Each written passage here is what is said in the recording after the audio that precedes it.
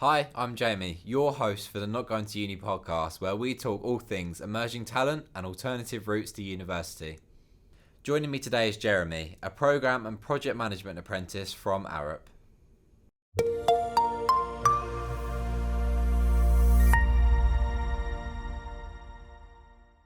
Hi Jeremie, welcome to the podcast. How you doing? I'm all good, thank you. Thanks for having me. No worries. Cool. Just to kick us off then, do you want to give us a brief overview, introduction to yourself if you like? Yeah, of course. So my name's Jeremie Agbeme. I'm a program and project management apprentice at Arup, and I joined last September. So I've done around 10 months. It's gone fast. Amazing. How's it been so far? Yeah, it's been a new experience. It's like the first step into like the world of work. So I went straight from sixth form. Obviously I worked a little bit part time, but working full time, having an apprenticeship, there's definitely a difference to it to from what I've been doing before. Amazing. So I guess let's learn a little bit more about your journey then. How have you ended up where you are today? Yeah, so as I mentioned, I went straight from sixth form. So I did my GCSEs, went to sixth form at the same place that I did my GCSEs, studied economics, maths, business. And then straight from there, I basically had set that I was going to go to uni. So I had a scholarship in mind at UCL, and I was so like set on it. I thought that was it. That's my plan. So when it came, like when the time came around where you started to apply for uni, that sort of thing, I was looking for the course that I wanted to apply to, but couldn't find it. And I was a little bit scared. So I got in contact with my UCL like representative, and I was asking like what happened, where's my course? He mentioned that basically they've cut the course, which was project management and construction, and they're basically going to take a year and revise the course. And the only other option I had was to either wait a year, take a gap year, or do it at the University of Reading, but a slightly different course. And because I was so set, it was quite distraughting. I thought that was it, it's over. But then I found out about degree apprenticeships, and I found out there was an opportunity in project management. And I applied to a few apprenticeships, got a few offers, and I'm here at Arup at the moment. So yeah. Amazing. So I guess on that story, having been so set on doing that course at university and now obviously doing an apprenticeship alongside some study, was it something that you always knew you kind of wanted to get into in some regard? Yeah, I know loads of people always are like wondering what to do, but from fairly earlier, I knew that I wanted to do project management. So my dad's a gas engineer and plumber, so I'll tag along every now and again. And one time we was working on site, I actually met the site manager and also the project manager.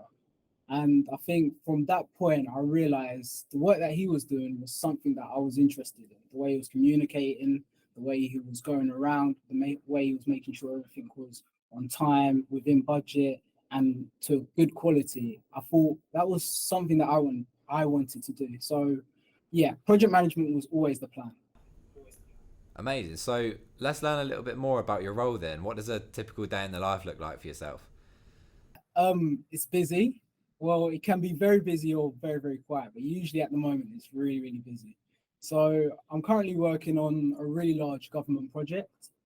And I've got a few different sort of roles. So let's say I've arrived in the office around 9. I might have a quick plan for the week. What am I gonna do? What do I have to do? I might just chuck that into the calendar, double check if I have meetings, that sort of thing in the morning. Once I've done that, I'll have a quick look at emails. In the consulting world, there's always a lot of emails.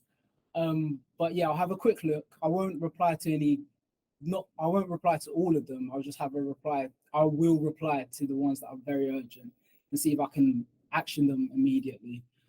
After that, usually we have a lot of meetings in the morning, progress reviews, checkups, that sort of thing. So I might do a little bit of meeting prep before those meetings. And then afterwards, I might actually join those meetings and basically sort of, so let's say if the meeting was currently, I'm doing a lot of finance work, I've got commercial health check-ins. So I'll be meeting and managing and monitoring all the finance of the sub projects and the work packages within the projects. So I'll be meeting with the design managers, making sure that their design is actually progressing, making sure that they've invoiced the client. If they've not, why they haven't, and what we can do, that sort of thing. And then from there, we'll also sort of set out actions that we can take away, so then we know that we're on track. And if there is anything that we need to do, then we make sure we get it done. So we do a little bit of those like commercial health checking calls at the moment. We might have client calls as well. They might also want to know what's going on. If that's the case, then those sort of calls, I'm sort of flipped around. Rather than me asking for the information, how this is going, how that's going, I'm the one letting the client know. So I'm saying, yeah, finance is good. We should be invoicing you this shortly. We still haven't received the purchase order for this, that sort of thing. So I have that pretty much for the morning. I'll take away the actions and then go for lunch. And it's where my office is located. There's loads of beautiful, lovely food places. So lunch is always a highlight of my day. What's your favorite type of food then? Oh, I don't think there's a right answer to that. There's food as a whole.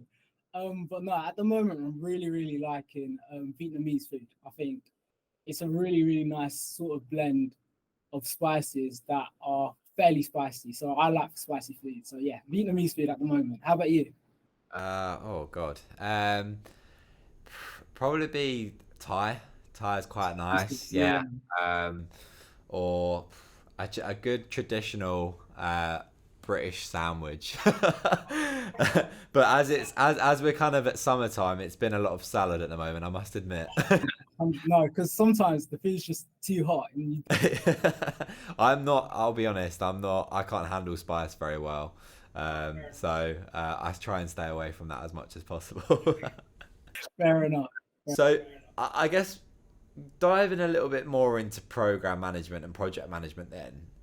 I know it's kind of, you're still in your kind of early stages in your career and what you've kind of seen, but what's been a key highlight and what's been your favorite thing about, whether that's the day-to-day job or whether that's the projects you're able to work on or the people that you deal with? What's a kind of standout highlight for yourself so far?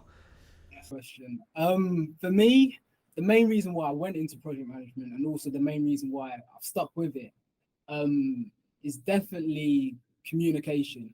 And I think a lot of people get sort of drifted away with the fact communication is just speaking or presenting to the client. But I think what you realize as a project manager is, yes, of course, communication is about talking, presenting, but also sort of listening to what your client wants, what the design managers want, what the project team as a whole want. So then you can sort of like come together as one. So then you can actually listen to what they want and also sort of produce it and also give them what they want, if that makes sense. Yeah. So yeah, communication, but not necessarily the way many people would think. More like doing the listening, doing the presenting, and the talking. Amazing. So let's dive a little bit more into your apprenticeship, but also your employer a little bit more. So tell us a little bit more about Arup as an organisation, what kind of programs that they have to offer, and really what it's like to work there. So Arup is a global international engineering firm, and it's massive. I think one of their most known projects is the Sydney Opera House, which they designed. Wow.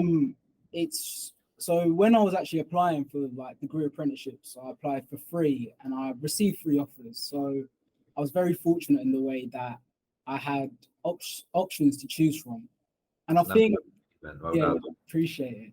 And I think for me, what made Arup stand out more than the other companies were sort of the awards that they won. So they've won the Britain's Most Admired Company, they've won a Stonewall Award, and they've also won Glassdoor's Top 10 Employer. And they've won multiple engineering like awards as well. But I think what you notice there is the fact the awards that they've won are all employee awards and employer awards. They're very focused on us as individuals, us as staff, but also what we can give to them and what they can give to us. And it's evident for the last past 10 months I've been with them. And I think like the fact it's even an employed owned company just speaks volume to that. It's really, for me, I think I've made the right choice without a doubt.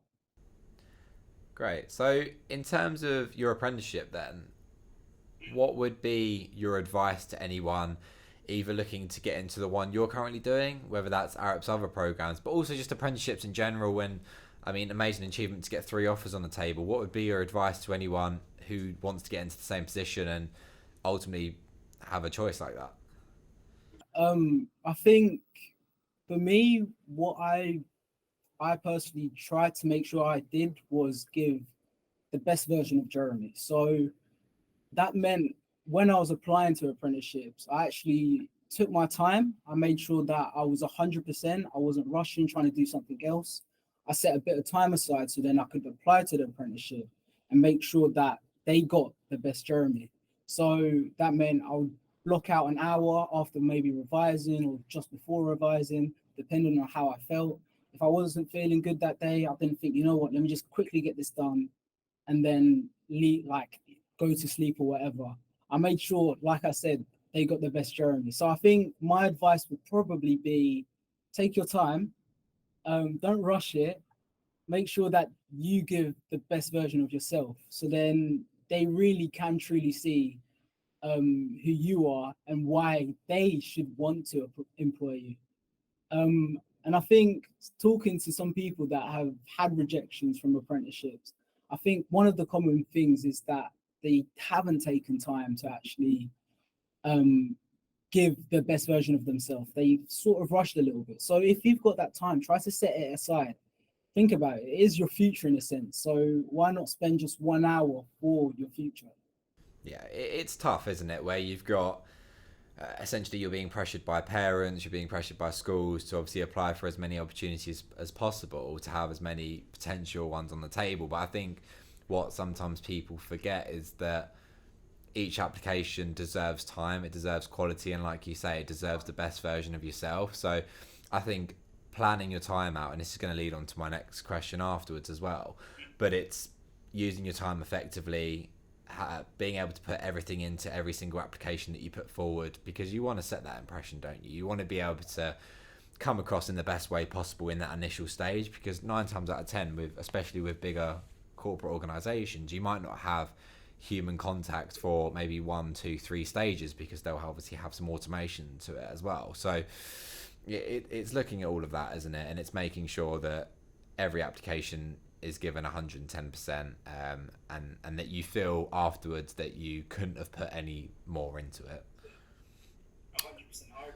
So on to time management then. So being in program and project management, I can imagine it's quite an important skill for yourself to have, whether that's internally but also for your clients. How do you manage time effectively, particularly with the work-life balance kind of it's on everyone's mind, isn't it? Everyone's talking about how do we ensure, particularly with Gen Z, how do we ensure we have a work-life balance? So talk us a little bit more about that.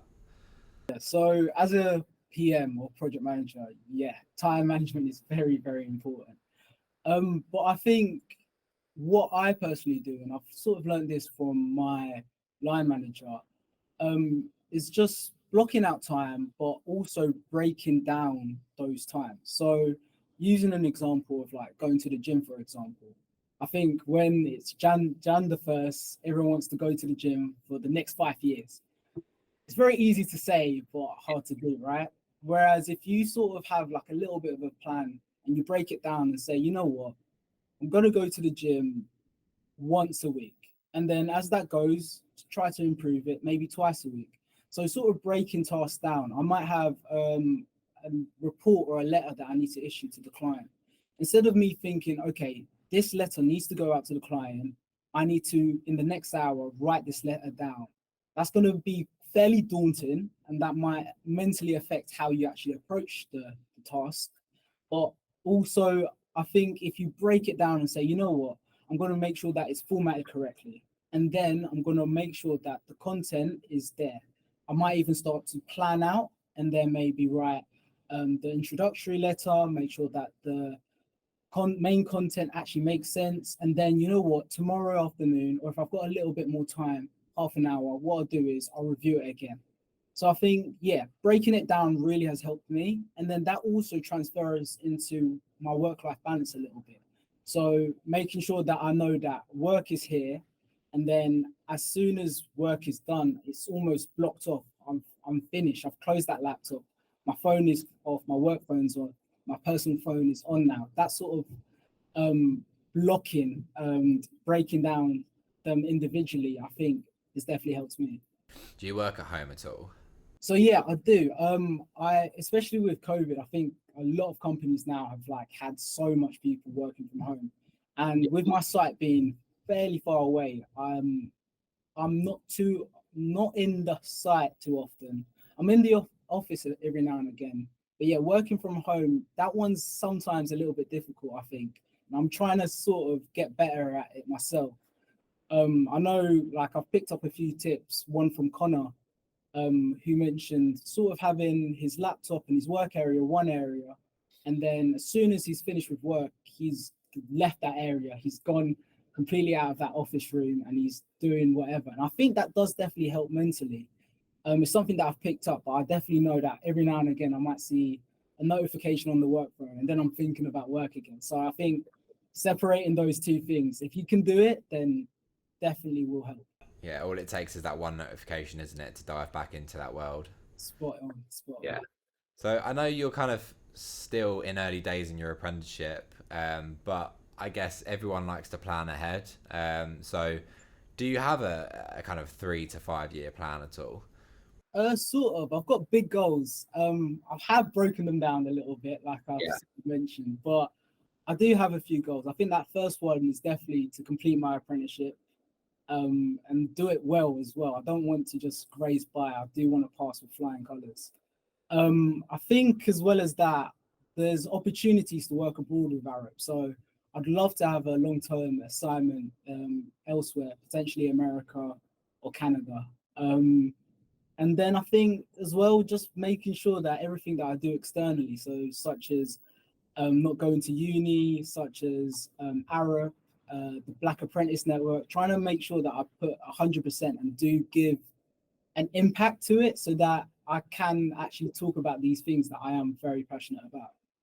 No, that's great. And going back to your applying days when you're applying for so many opportunities, and apart from obviously putting your best version into yourself, is there into every application, is there any bit of advice that you give to anyone in terms of applying for apprenticeships, or what you maybe did to stand out from the crowd? Yeah, I think like it's fair to say that degree apprenticeships nowadays are getting so much more competitive, and it is really, really important to stand out. For me personally, like I mentioned, being the best version of myself was, so then if you've left everything there, you can't be upset. Another thing that I think I did that helps me, I personally think, to get those offers was definitely trying to gain a little bit of experience. The internet is fantastic. You can gain experience like wherever you are. And I know that sometimes it's a sort of a cliche that because you're young, you can't have experience, but there's loads of little things, books, videos, courses, online courses, that sort of thing. If you take a little bit of time, try to like learn a little bit about the industry, you don't have to be an expert, but if you actually understand the sort of role that you might be going into, then without a doubt, you'll be able to present yourself as the best individual for that role. So yeah, I think that's my sort of tip. Do a little bit of research, but also if you've got the time, try to actually gain experience through these courses, these books, about the industry that you're going into. So for project management, I had an insight week with a few companies. I also did an online course and I read one of the main project management book, the APM Book of Knowledge. Amazing. No, that's really great tips. Thanks, Jeremy. And to wrap us up today then, knowing what you know now, whether that be to your younger self or maybe other people applying to maybe similar positions at Arup or maybe other apprenticeships out there, would there be anything that you wish you knew then that you do know now? Yeah, I think one big tip that I would tell myself is that just because you're an apprentice doesn't mean that you're below or beneath anyone. And I think coming in when you hear that there's these grades and these associate directors and managing directors and partners, you sort of think, oh, okay, I'm only just an apprentice. But as an apprentice, you're still a person. You can still make an impact. I think for me, I'll tell my future self to not sort of hesitate and take those opportunities to actually make an impact as an apprentice.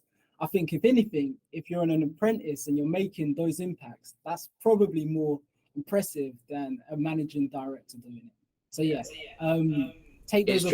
It's trusting the process as well, isn't it? We had it on another podcast where the main key takeaways were obviously being that 1% better each day, and I think we neglect those small wins that we all have each day, whether that's in our personal lives but also in our day-to-day jobs, and just being consistent, particularly when you are applying for 10, 20, potentially 100. I know people that have applied for 100 apprenticeships and not got any, and it's tough, but you've got to keep going, and it does work out in the end, doesn't it?